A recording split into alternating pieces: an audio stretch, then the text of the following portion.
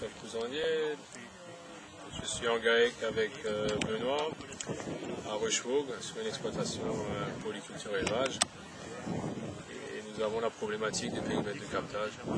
Il faut baisser l'IFT à la parcelle. Nous avions comme habitude de mettre du Roundup après le blé, qui est quand même une superficie de 35 hectares.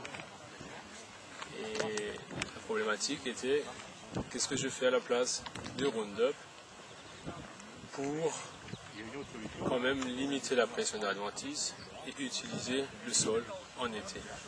Et suite à l'intervention qui avait été faite l'an dernier à Voldisheim, je m'étais armé de mon appareil photo pour prendre chaque parcelle et j'ai fait deux choix qui se sont avérés positifs pour l'implantation. La première, c'était après l'orge. L'orge est toujours chez nous vers le 1er juillet.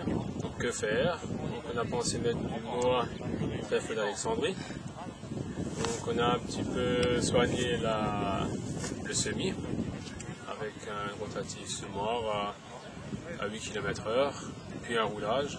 Donc le résultat était très intéressant puisqu'au 12 septembre, on a oscillé avec l'autochargeuse un rendement proche d'une prairie en première coupe, à peu près. Et après ça, on a laissé pousser et ça a permis de mettre aussi au mois de janvier nos effluents fumiers sur un sol qui était bien structuré. Donc après, c'était nickel. Donc le gel a détruit le couvert. Sur d'autres parcelles après blé, on a fait une partie en moutarde, donc des chômages avec un deux limbes. Et donc surtout après les parcelles où le fumier a été pondu en été. Donc un couvert qui était assez rapide. Et le troisième couvert qu'on a essayé, c'était Avoine-Vest-Seigle. Donc pareil, vu que ça coûte un peu plus cher, il fallait faire une bonne implantation, donc rotative semoir. Et donc par contre, pas besoin de broyage par rapport à la moutarde, ça s'est enfoui sans problème vers le 15 novembre. Donc on a restructuré le sol, on a couvert le sol en été.